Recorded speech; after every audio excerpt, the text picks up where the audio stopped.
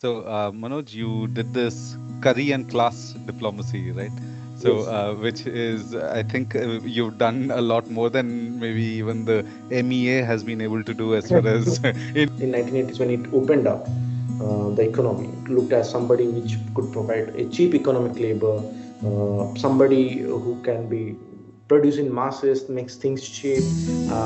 So that's where the Taiwanese lost the race, and one after another, countries started de-recognizing ROC as a country. The Taiwanese and Indians are failing to understand each other that caste system do affect India to a certain extent, but it's not like it affects every time, every day, everywhere. A lot of Taiwanese students they go and to China in the same way. A lot of the Chinese students used to, I would say, used to come to China, to Taiwan to study. Hello everyone, back again with another guest on our podcast. This time we have Dr. Manoj Kumar Panigrahi on our podcast. Manoj is a dear friend, he is a colleague at my university. He specializes in Taiwan studies. He has done his PhD from Taiwan.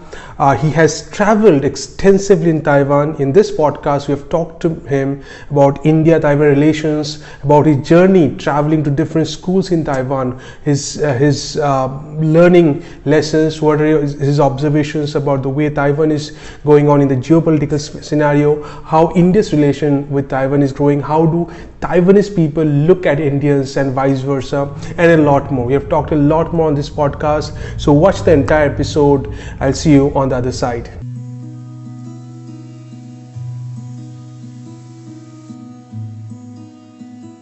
Welcome to podcast with professors. It's been an honor and it's very special for us to have you. And thank you for accepting our invite. I do not know of many people who has read or studied about Taiwan a lot, right? I know people who have been to China and knows a lot about China, but Taiwan is a very special. Do I say country or what is it? That you'll clarify for us. So, for lack of better word, I'm saying it's a country. So I know there are a lot of complications to it, and this is something we want to learn from you, right? So we basically want to know from you what is Taiwan, right? What is its position in the geopolitical map? How does India look into Taiwan? How do Taiwanese people look at India, right? That's the thing that we want to explore in this podcast. But to start with, I want to know from okay. I'll tell you how I got to know about you first. I got to know about you when Jindal covered a story on you saying our alumni has visited different schools in Taiwan, right? Okay. Right. That was the story which I saw about you first, and then gradually got connected on LinkedIn as well. So I want to know from you, what did you do in different schools in Taiwan? Why did you travel? That you were a PhD scholar, if I'm not wrong, there. So what prompted you to visit different schools? What was the trigger point for you, and how has your experience been in that journey, right? If you can take us along in that. Sure. Thank you for having both George and Victor for me here. And me and my another colleague, we had this thing in the mind that we'll start doing a YouTube channel on similar basis, but it will be called Scopus Cooking rather than something. But thanks for these questions and having me here for Taiwan. So the reason I started going around Taiwan first is because I am a master's graduate from School of International Affairs at JSI in Jindo. And during my master's, I took my course that we do have a compulsory language that we took is Mandarin. And I got in touch with the Taiwan Education Center, which is the India's first set up in 2011. If we give you a brief idea, what is TEC? TEC is on something similar based on what Chinese were doing in similar basis of Confucius Institute, but this is more non-political, focused on language and culture, education, and all. So I enrolled here, and I always wanted to go abroad for my at least for an exchange for a semester to live abroad, and I chose Taiwan. One of the biggest reason is nobody has ever done that before me. I wanted to be the first and just to experiment and like I'll go, I'll see whatever I have, what is there to come. I was quite adventurous at that time, and that prompted me to go to Taiwan. And in the first semester, first the on one semester I went, and it was like quite a bit of challenging. At that time I was not eating pork at that time. I do eat non-vegetarian, but primarily the Taiwanese food consists mostly of pork. And no, even if it's a chicken, but maybe it's usually cooked with pork fat, oil, and all. So that led my weight to reduce more than 20 kilos in like one semester. And but when I came back and I joined the fourth semester here, but during this time I applied for my PhD again. And I'll tell you, Sodexo's dosa was the best that day. What happened? I started writing my my SOP and I finished it in one day. Another 2 days, I applied. I got through scholarship separately to the Taiwan representative office, and somehow I just went. And during my exchange and during my first few months of me being in Taiwan, I faced some sort of racial challenges due to my where I'm coming from, my skin color, how I used to speak my English, and such. So that was big challenge for me at first, and I used to like always feel bad and I used to question myself, like, and as to criticize like why people are like this, why can't they be more open-minded and all. But then somewhere at one point of time, I in that first semester of my doctorate studies itself, like I just changed my track and I said like, okay, fine, everybody is criticizing, but what I am doing, I'm also doing the same thing. I just wanted to be different. So I thought, why not? I should try something from bottom to top approach. So I target looking at going around schools because, as I say always, or we in our culture we say school is the temple of knowledge. So I thought like, okay, let's me target schools where I can reach out to many students, and those students can reach out to their families that okay, no, India is not like this. So at first I started kind of I wanted to change anything, change something. That was my thought process. But gradually over the time when I started doing it, and I went around in the first few years. I joined one program by Ministry of Education of Taiwan. That is, there is something called TEEP. TEEP. It's called Taiwan Education Experience Program, where they used to take foreigners to the rural areas around Taipei, or depending where the university is, to experience Taiwanese school culture, sit in the classrooms and understand. Maybe it's a junior high, elementary, or senior high, just go around and all. So I took my sweet time to understand the system and all. And in the same time, I wanted to do more beyond what I was doing, because I was like, I can't do study all the time. I have to do something different. So I looked around and asked around. Luckily, through common friends, I found somebody who was taking foreigners or so-called travelers at that time, the couch surfing class. That's the group it was called. And he took me there and to one school, and I enjoyed it. We cooked Indian food there, and I started calling it curry diplomacy. And just I remember my whole body was paining that day because I cooked for more than 100 people. And that was my first time cooking ever. Also, never for myself I have ever cooked that much. So I just happened and I gave a lecture, and same time I was doing TEP. Then one fine day, this friend who asked me to go to school, he said like, oh, there is going to be shoot, do you want to come and do another presentation? We want to record some foreigners. I said, yeah, more than happy. So it was 2018.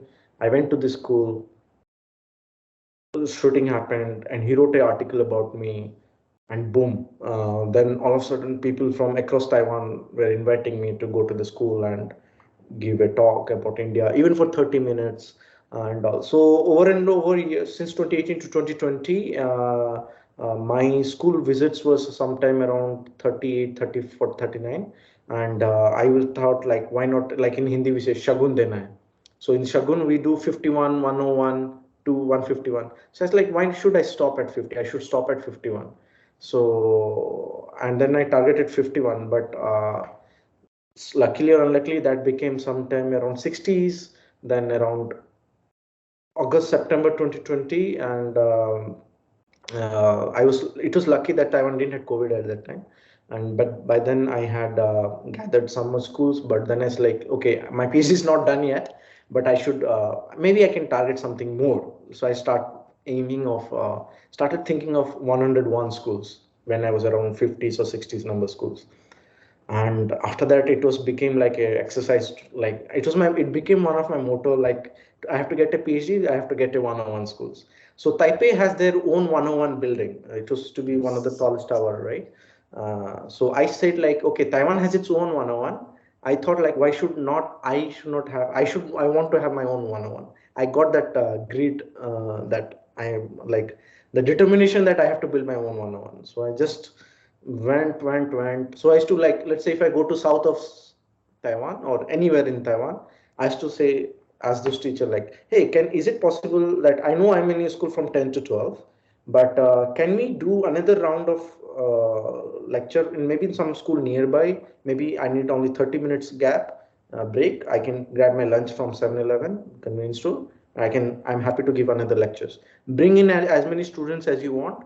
I don't mind speaking the same thing again and again. So in a way, I started visiting this kind of places. I remember in one day, I have given the highest number of in one day I have given in one school. I've given like about almost 3,000 students. I spoke to about 3,000 students from morning 7:30 till evening 4:30. That one whole day, 8 or 9 lectures in one day, like one after another, like 200, 300, or 500 students at one time. They just like keep on happening. And okay, but it was tiring. It was a thing, but just how I end up. And this experience helped me to stay with Taiwanese families, understand Taiwan, travel so far from areas. I also remember I used to leave my university where I was, my accommodation. From there to get a bus or a bullet train or something to go to the city center, it took me 1 hour. So I used to wake up at 4:30, catch the first bus to that main station, Taipei main station. From there, I used to take bus because most of the time I didn't have money to spend all this. So I used to take the cheapest way. That's the bus. But sometimes the teachers were lucky or they were generous enough to give me funds for my travel. So I used to take bullet trains. But if not, I used to go in the bus in the morning. I catch the first bus at 6 o'clock, travel 4 hours, 5 hours down in the south of Taiwan, give a lecture for 1 hour, grab a lunch sandwich or something, take the bus back to Taipei, and then another 1 hour to my house from Taipei main station. So I have done this many times, and it just happened. And lucky enough, I think I got and the government. A lot of news media covered me, and I started writing blog articles about few things targeting in Taiwanese about this kind of my observations and all. And they gave me one of the best student award for the scholarship award among more than 400 or 500 students who got the scholarship for that 4 years and from more than 66 countries. So that sort of that felt like, okay, fine, my work was worth of something, at least it was something. So in general, I always say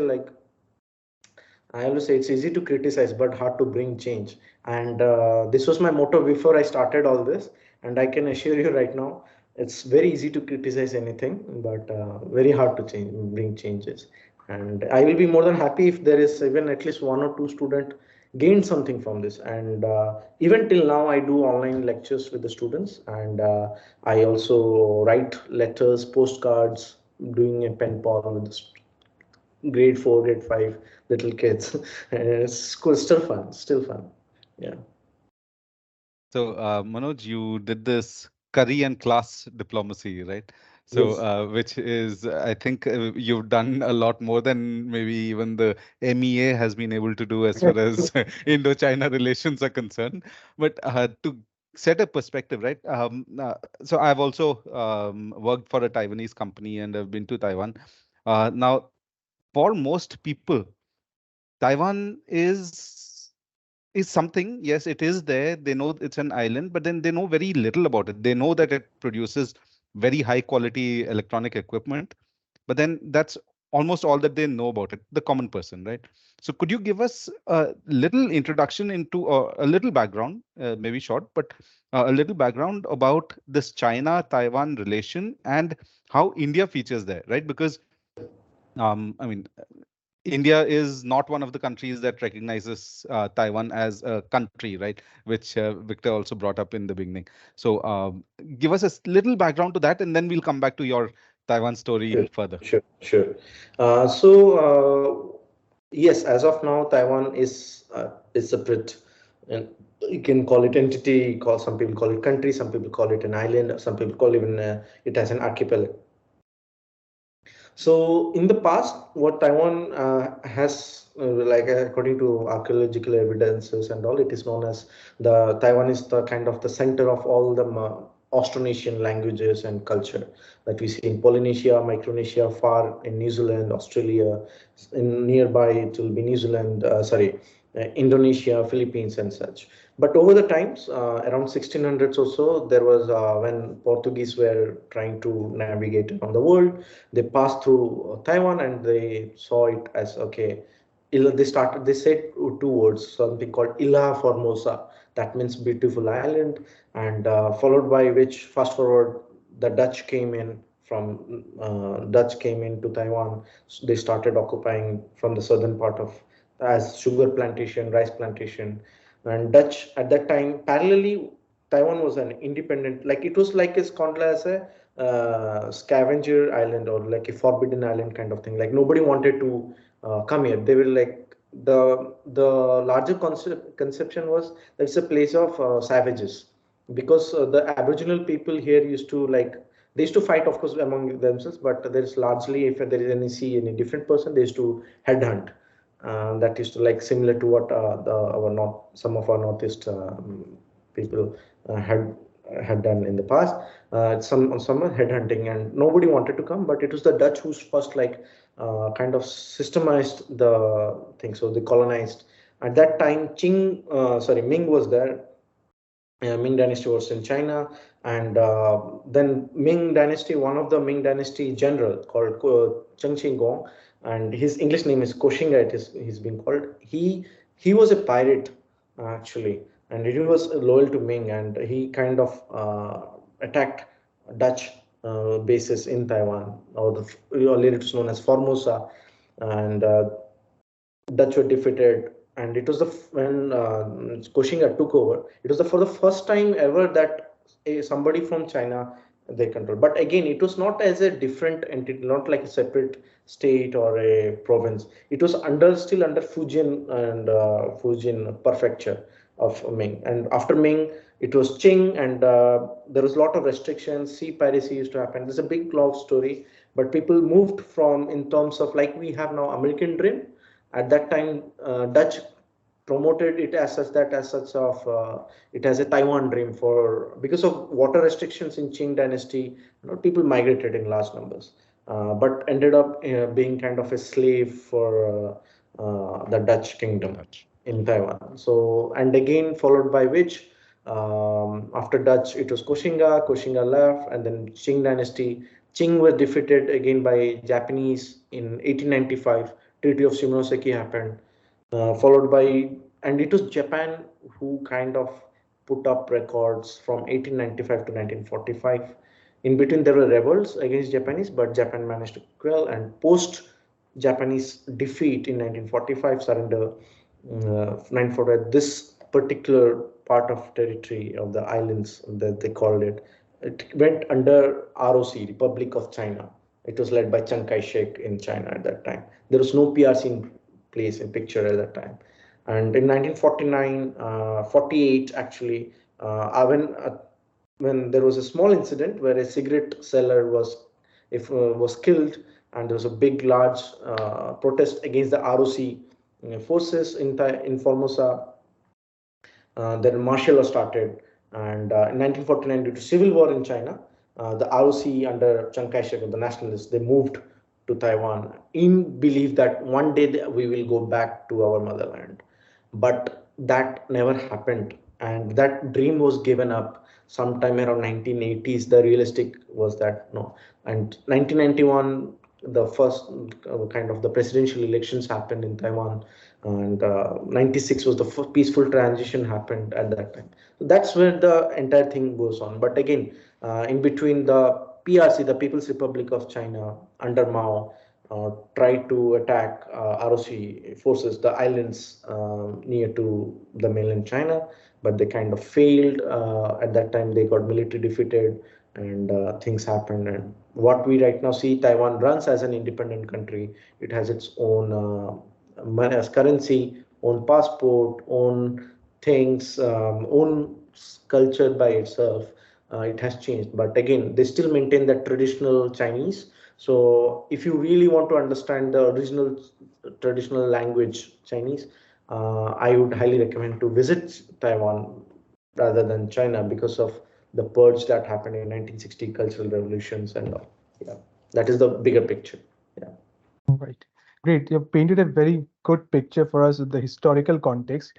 I had this curiosity in mind that why is it that maximum countries in the world do not consider Taiwan as an independent country, right? So one reason perhaps, and again, pardon my naivety on this, one reason perhaps might be this would offend China per se, that because there's something called a one China policy. But even the nations that do not have friendly relations with China, even those nations are hesitant in giving Taiwan an independent country status. So, can you throw some light on this? What is it that forbids a country even like, say, US or us for that matter, right? We do not have a great relation with China, right? Yet we do not consider or officially accept or recognize Taiwan as an independent country. So, what stops us and what stops the nations that are not friendly to China from giving this recognition?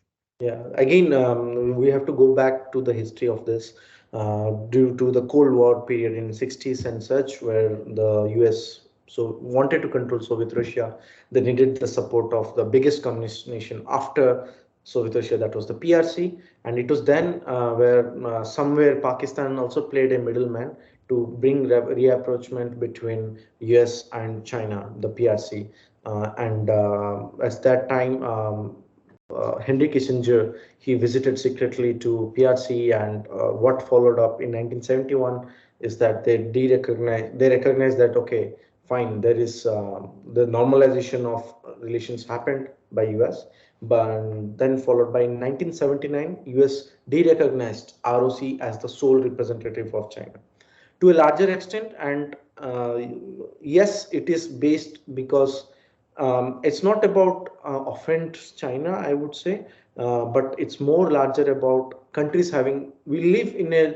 We do have a lot of IR theories, but I do believe we still somewhere largely dominated by realistic ideas and rationalistic ideas that there is always common interest, and in this common interest, almost majorly nations they have a the kind of market that China provides for in terms of economic terms, it has benefited them a lot. Like what most of the companies are right now would not have been right now of that to have like China being giving the very cheap economic labor at that point of time. Now the of course the economy is very high and all, but that particular time China was looked up as somebody first as an ally against Soviet Russia, but later on it moved in 1980s when it opened up the economy. It looked as somebody which could provide a cheap economic labor, somebody who can be producing masses, makes things cheap.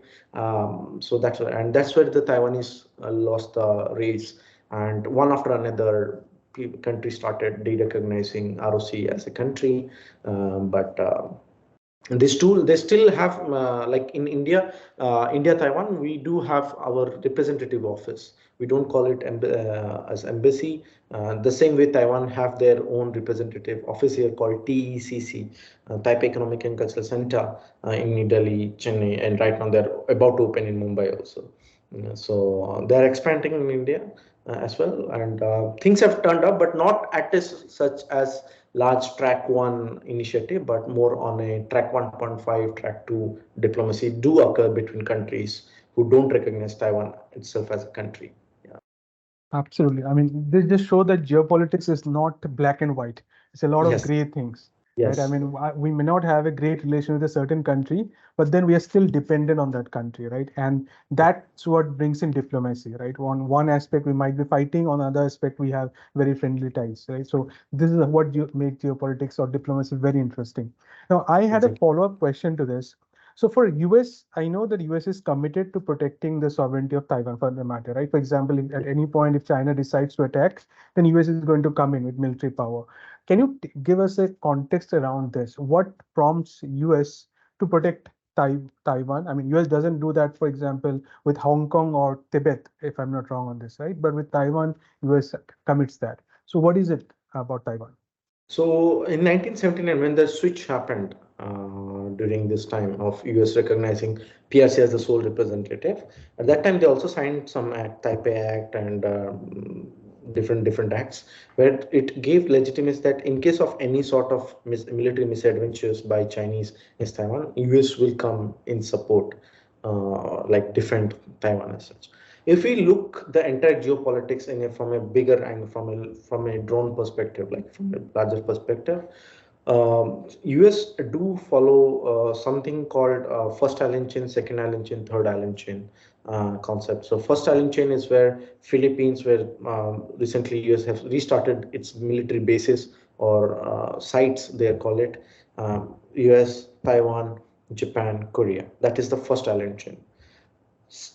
In case if China manages to control Taiwan, it will manage to control or be a thorn in the larger. It will be challenged for other navies, including US, to kind of navigate in this region openly, as freely as what they can do now. And then if as any country would be like somewhere expressionist model, if something challenge comes in, then first island chain then goes to the second island chain that goes from Indonesia, Micronesia, Polynesia, and all the way there. And the third island chain comes down to Guam and all.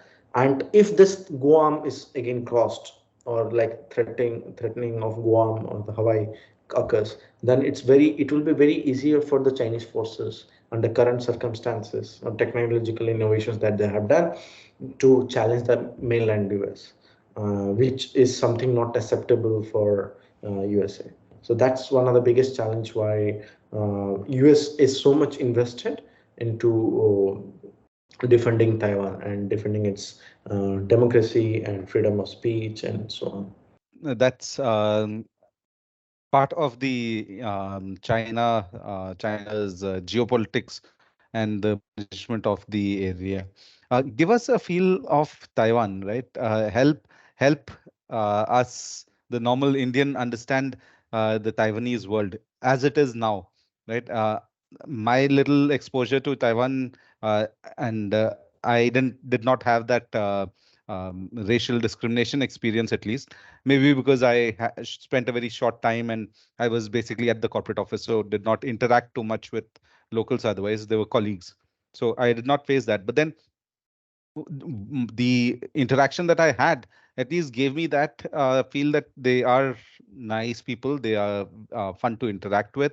They are very focused. They're very Their work ethic is very strong.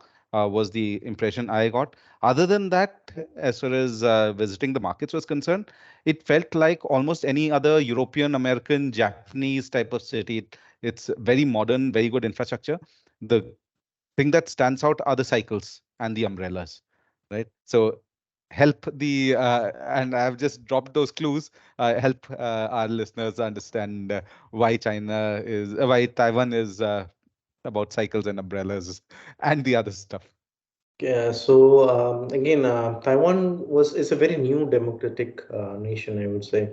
It became democratic in 91 also, and they're very polite as nature, the Taiwanese towards the foreigners. So wherever you go, people will be talking thank you and sorry for everything. So I used to make joke with my friends that you spend half of your life saying thank you and sorry, and it's very it's very clean. Taipei was not as clean what it is right now. They in 1991, 1992, they started a very wonderful initiative where the trash trucks used to come even now playing Beethoven, and the entire community comes and passes through each streets, and community comes to throw the trash, and all the trash is being segregated. Uh, like from then and there, let's say Mondays for like paper bags and all, Wednesdays for wet trash. Maybe that includes vegetables and all, so and so and so glass. There's a different law. So that organization is there, and as you mentioned, it's their work ethics. It's wonderful. It is there. It's very fast and rule based nation. I would say. And people are very lovely and uh, uh, like scooters. Yes, Taipei is known for its scooter city because of roads being bit of narrow. As if we compare it with Indian roads, in Indian roads, no, it's full of cars and people don't follow, like largely don't follow things here. But there, yes, of course, scooters and all, but they do have their own challenges of scooters or bus drivers or car drivers. They do have challenges, it's not that they don't, but yeah, it's a mixed bag of everything. So that's how it is. And in terms of food, people do eat, like to eat a lot of if you are Indian for the first time, for the first very time you are exposed to a foreign food, and you end up eating Taiwanese food. At first, you'll feel like you are just eating something very bland, like as if like there's no flavor at all. That was one of my prime reason why I lost my weight, because I stopped eating. I didn't felt like anything tasty. But it takes time. It's like it takes whoever wants to go to Taiwan. It takes time to understand how things goes around here and there, to like manage and navigate and things. And they're trying to do a lot, and I would highly recommend to watch wonderful movies that they have produced from 90s to until now, like amazing art and culture, like sculpture. Museums are amazing. If you, again, if you want to see the Chinese culture, the one of the original Chinese culture, you should and must visit the National Palace Museum of Taiwan. That's something. They have like artifacts, like I don't even remember it's very old, but it was a time in 1949 when the shift happened. They got it back with them and all. And they're very proud for being themselves being called Taiwanese. And yeah, but they, again, being Taiwanese is also not easy in the world. For example, if you are a Taiwanese passport holder and you want to visit UN main body building, you are not allowed to enter due to this same one China policy that you see. Taiwan is not recognized in many places. If you type on any flight companies, if you type Taipei as an airport, it will show Taipei, comma, China, a province of China or something on this basis. So they are also fighting for the right to being called as an independent country, but it does have its own challenges why they cannot explicitly call it as such. But yes, for an Indian, this is something that might be confusing and first need to look out for. Yeah. Right. So, Manoj, I mean, you have done your PhD from Taiwan, and for most people, my friends who I know that who have done their PhD from abroad, and if I ask them, how does that country look at us, at India, at Indians? So usually the point of view that they come up with is more of an elitist academic perspective, or the Mm. people in the local markets, usually more of a like more of elitist thing, right? But you are someone who has traveled the length and breadth, as we discussed right at the beginning, right? You have had a chance to talk with the common people there, right? And beyond schools, right? And you say that you stayed in different places, not just hotels when you went there. So did you get a chance to talk, to understand how a common Taiwanese, right? Mm. Beyond the academic Yeah. community, beyond the fraternity, right? How do they look at India and Indians as a country? Is it a positive sentiment? What is it about? Yeah. Yeah, I think I've used hotel in Taiwan maybe like 3 or 4 times only, or 3 or 4 nights only. I would say if I include all my stay for like 7 years, maybe 3 or 4 nights only. I was lucky enough to meet so many good friends, as the school teachers who became my very good friends, some students who became my good friends. Some of them were in class 8 when I went around schools. Right now they are in colleges or graduating. So so yes, near my university or where I used to stay, I used to go to the local markets in the morning. So we had I used to stay near Muja Market, near to my university, Muja Market. We used to me and my foreign friends, we renamed it into Mujahideen Market. So so things like this, it was fun. And in these places I also happened to have meet a lot of Southeast Asians who come to Taiwan as a labor, and that's another, they are the growing community in Taiwan. and the way we interacted among with Taiwanese, they are also Taiwanese, I would say. So if they see me, there's like here in India, we like a vegetable person who's selling on a street or any market. We just have this fun making jokes. They used to call me like, "Hey Hanswaya," like, "Hey you handsome, come and buy it from us." Or like I used to say like, "Oh no, hangwai hangwai," it's too expensive. They're like, "No, for you I'll make you cheap," they used to tell. So that sort of friendliness is there. Like even if they don't know you, you don't know them, for the first time you're going around, you can talk and see. And I made very good friends with a lot of vegetable people in West to play, and some of them knew that I was a student, and I was this. Of course, as a student, you don't have enough money every time, so they used to give me discounts, and I had in my student cafeteria, I had this wonderful family. They used to like it used to cost me this food used to cost me like 80 Taiwan dollars, but they used to charge me only 50 Taiwan dollars, and sometimes even for free for over 4 or 5 years. So whenever I used to go back, or whenever I recently went to Taiwan, I take them whenever I can. However, I bring them some Indian snacks like Maggie or Amul chocolates or Parle-G or the like that uncle auntie. Like we just became like a family. So any family event that happened, they used to invite me. Recently, we Taiwan celebrated something called Moon Festival. So they do a lot of moon cakes, a lot of fun things. During Chinese New Year, that happens once in a year during January, February time, depend on the lunar calendar. I used to get invited by my friends' families to eat. I used to eat for 4 or 5 days. Like it's amazing experience again, and it just takes time to get used to it, and you just sit. It's just like a time lapse. You just need to see it and feel it and to enjoy it. So that's sort of experience that I had, and it's just I just do miss them, and I still hope I can get some or whatever. I still can go, and Taiwan changed me a lot in many ways. Yeah. But do they share the same sentiment with all To about India as well? Yes, yes, I'm sorry, I kind of drifted away a bit but from the main question. But for us Indians, they look at somebody, someone who has who are very smart enough. Oh, you are Indian, you must be really good in maths and science. You have very good IITs. That's the perception, like from a very rural area perspective, Taiwanese, I would say. Oh, you're from India, you must be good with maths and science. Everyone in India is brown, black, like us. In some of my presentations, I used to show them people from Northeast also, from Ladakh or from who have very dark complexion also. Like used to show them and all, and they know that we do have more than one languages, but they don't know much. But to some certain extent, they used to also see us a country which has a caste system.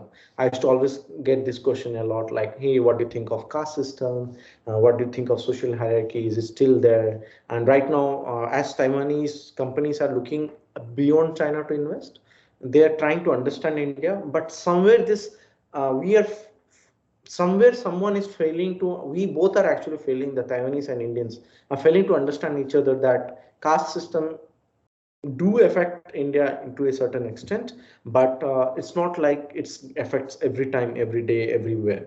Like if I read any executives interview on Chinese local Taiwanese media, every time they mention, oh, due to India's caste system, it's very hierarchical, and that sort of perspective they have. So that's somewhere like probably one of these podcasts, or maybe more Indians going there or more Taiwanese coming here. That sort of people to people, the bottom to top approach is needed to understand and minimize this sort of misunderstandings. Yeah. Manoj, the what I usually end up telling my class and in most of my conversations, etc., is that the top maybe 1 or 2% that of the population that we interact with, or maybe the cream, right? Let's take the top 0.1% also, right? the top 1.1% of India and the youth especially are almost just the same as a similar profile in the US, which would also be the same as a similar profile in Taiwan, etc. Right Ye- now, it is just the bottom part, which the bottom 99 point whatever part, which is going to have all these major differences.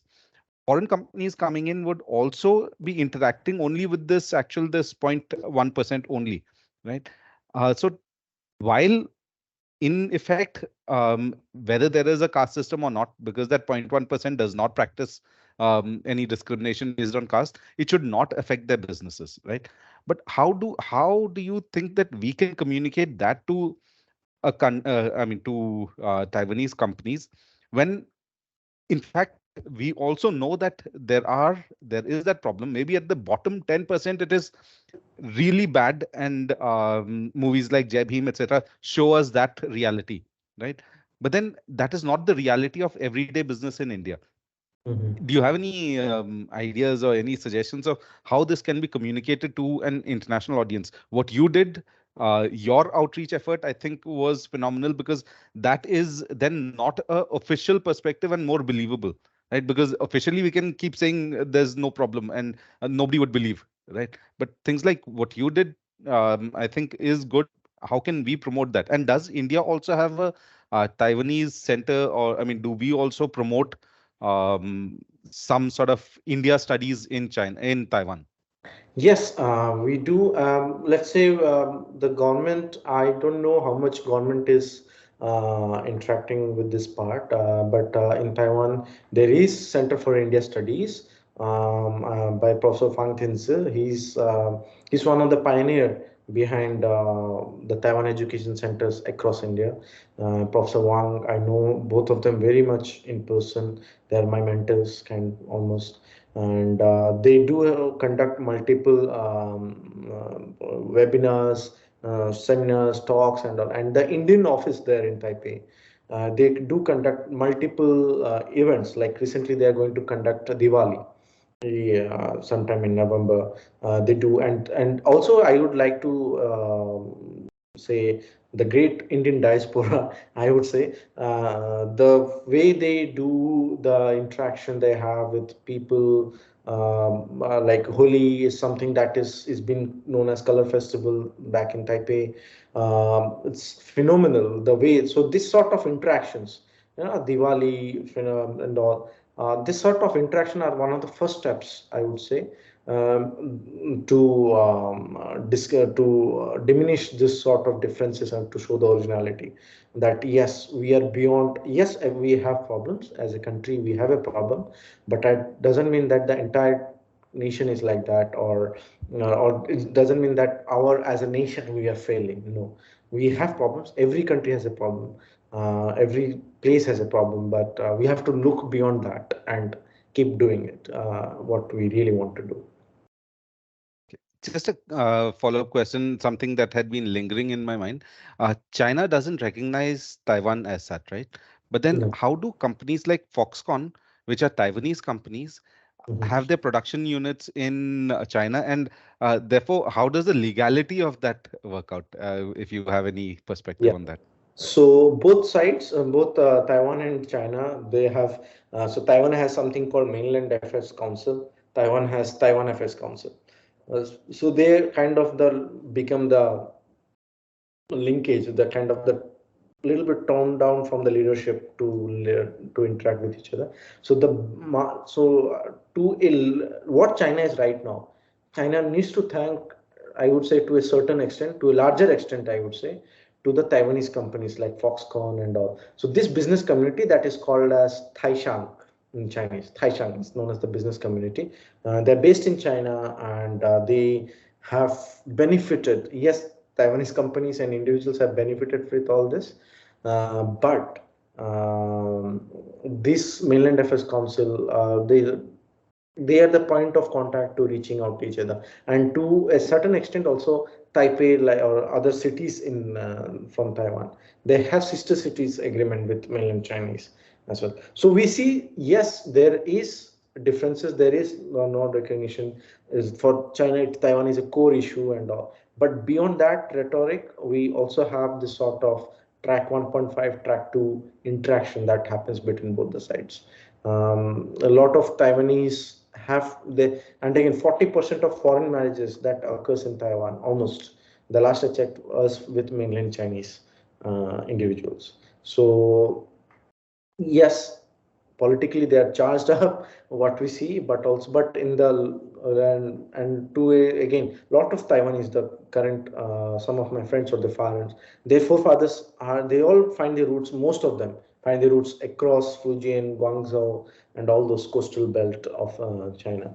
So yes, there is connection, there is there beyond politics as well, and that's where the connection, the Guanxi, the Chinese term Guanxi connections that they call it, matters, and that propagates this sort of business to flourish and deploy there. So it would be very similar to the India-Pakistan sort of thing, right? Um, at the people level, at the common people level, all of us know that we are somewhat the same country, right? But at the political level, it's very different. When you go to Dubai and you meet a Pakistani, maybe a cab driver, sorry to use that cliche, he treats you like you are from the same country, right? It's not that you're an Indian. It's more like, yeah, India, Pakistan, we are all the same. Is that there at the people I would level say, between? India and Pakistanis. We, thanks to social media now, we do interact with each other, but in into like in terms of memes or whatever it is. But in terms of real people to people connection, we don't interact by traveling to each other country. That sort of interaction we don't have. But with terms of Taiwan and China, they do interact by traveling to each other countries. So there is a bigger difference that comes into place. And yes, whenever we go out and like you meet a for Pakistani and you're like, "Hey, bhaijan, kya ho?" Who's like, "Bhai sahab, aap kahan se ho?" And like this sort of things. Yeah, it's there. It's there. So, since you talked of there's a travel connection that happens between China and Taiwan. So, does it mean that an ordinary Taiwanese, in a way, has not doesn't have much issues with China per se? I mean, it's more at a diplomatic, political level. Is that right assertion? Yes, as long as the things don't get political, I think it's good. As long as it's not political. A lot of Taiwanese students, they go and to China in the same way. A lot of Chinese students used to, I would say, used to come to China, to Taiwan to study. I had a lot of mainland classmates and friends, but since 2016, the politics got a little bit here and there, and then followed by COVID and restrictions, self-restrictions by the Chinese government for the Chinese students to study in Taiwan. Were some of the, like, it saw a sharp decline in terms of interaction. But people to people, tour guides, two people, they go and back and forth. It circles, yeah. Great. So, okay, now we have talked a lot about Taiwan, but I know one of your other areas of interest is also overall Southeast Asia, right? So, I want to know about some of your work about Southeast Asia, but beyond Taiwan. Which are the other nations that you follow deeply? And can you give us some insights about those nations, specifically from an Indian geopolitical diplomacy lens? You can give some thought. So, I can tell you recently I just came back from Indonesia, and I was happened to visit Borobudur and Prambanan temple, and I was amazed to see the level of interaction we used to have in the past, like from 9th century, Prambanan temple especially. You have pictures, the statues of like the goddesses pictures. You have Nandi ji, Shiv, Ganesh, name it. That temple had most of our major Hindu following gods and goddesses statues, right? And a lot of the names like Siravati, the names itself sounds very Sanskrit, it comes from Sanskrit. The national carrier is known as Garuda, Indonesia.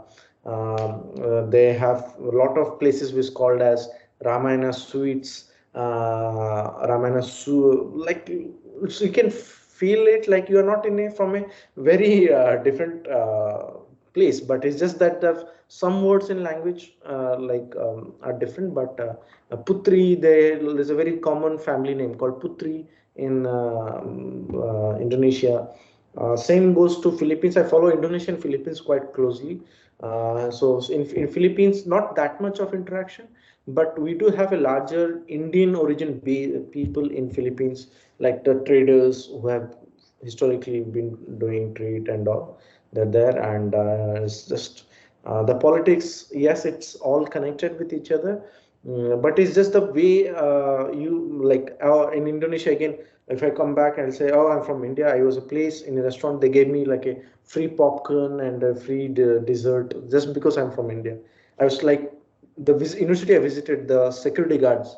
When I was entering that building of that stadium of that university, it's not because they saw me they were listening to Bollywood, but they were already listening Bollywood songs from 90s, depending on which age group you're talking to. Some follow Amitabh Bachchan, some follow Amrish Puri, some follow Hrithik Roshan, some follow Shah Rukh Khan.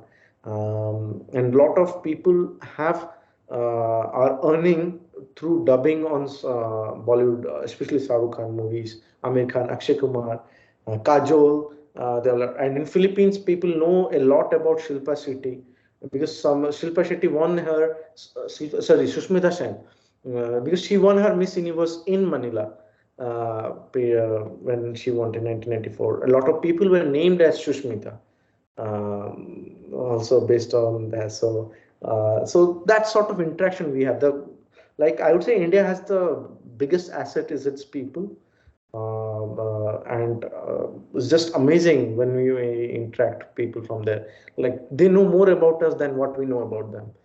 So that sort of interaction that I would say happens. So it was basically during the Chola time that all this influence spread, right?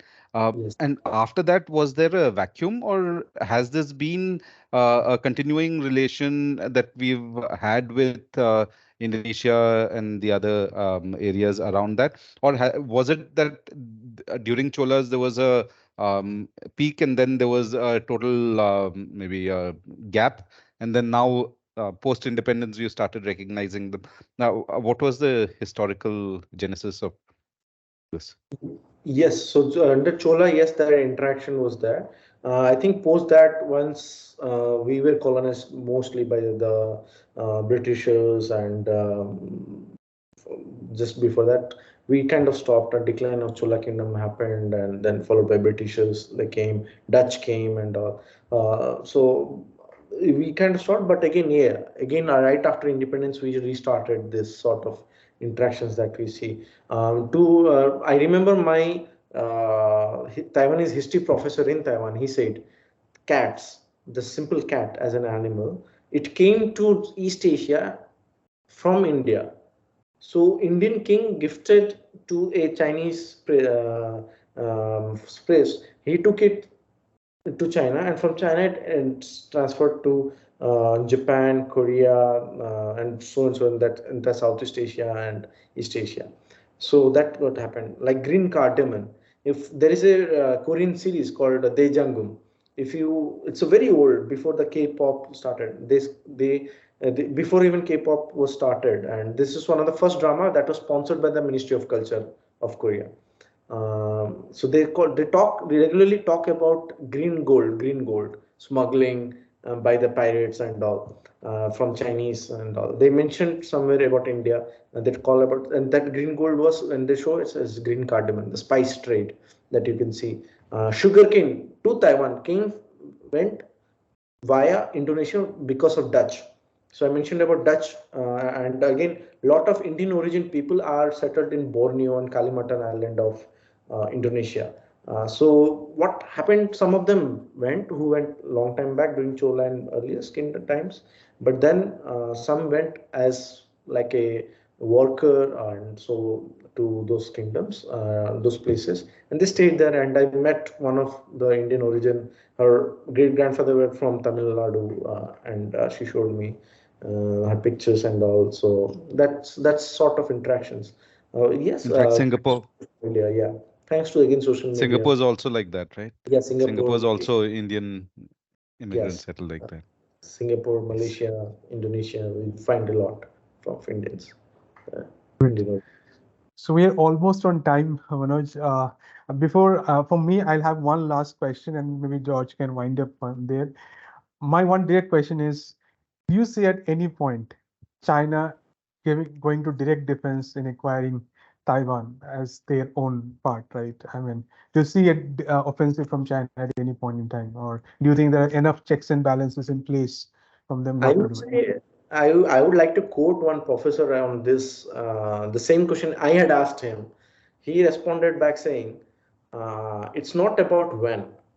It's not about the right time. It's about the right intention."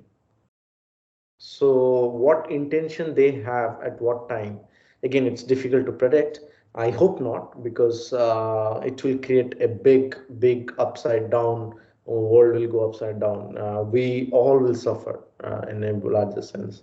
I hope not, but I don't see personally anything happening in between of this 5 years. Beyond that,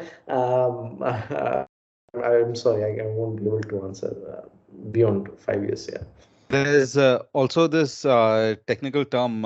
It is a international affairs term about the strategy that U.S. plans to use in case China invades. Right, that they'll destroy all resources. I know not all resources, all the technology, etc. That is there in Taiwan. They'll destroy that if mainland China tries to attack.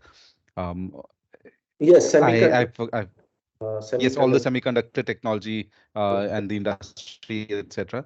So there's Yeah, a technical term for that strategy in which they'll destroy all those assets. I'm yeah, forgetting the term, but anyway, yeah, let that be. yeah. But what I am curious about is what would it take for India and other countries to recognize Taiwan as a country? And that's my last thing, because I have a lot of affinity towards this enterprising small island, right? What would it take for countries like India and US to recognize Taiwan as an independent country? I mean, It will take some like maybe if let's say CCP like breaks up by itself, it won't be able to control. Something may have something drastic changes. Maybe a big, large war that if like some sort of that happens, or CCP again. I said again, people the way the CCP runs and if they have some changes in policy, like less of hawkish stance, I would say.